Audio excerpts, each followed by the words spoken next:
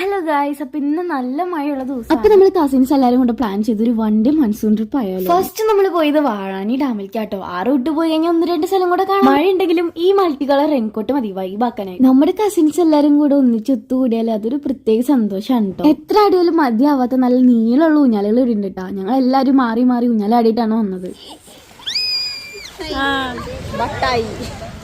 ആർക്കും വട്ടായതല്ല കേട്ടോ. നമ്മളിപ്പോ ഉള്ളത് വട്ടായി വാട്ടർഫോൾസിലാണ്.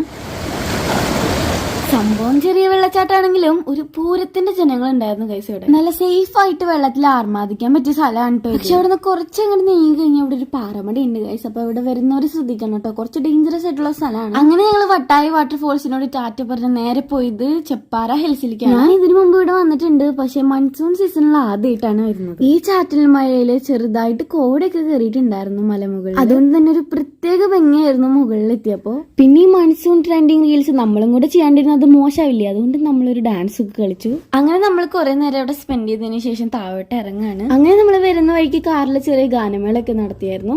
അപ്പൊ അടുത്ത വീഡിയോയിൽ കാണാം. ബൈ.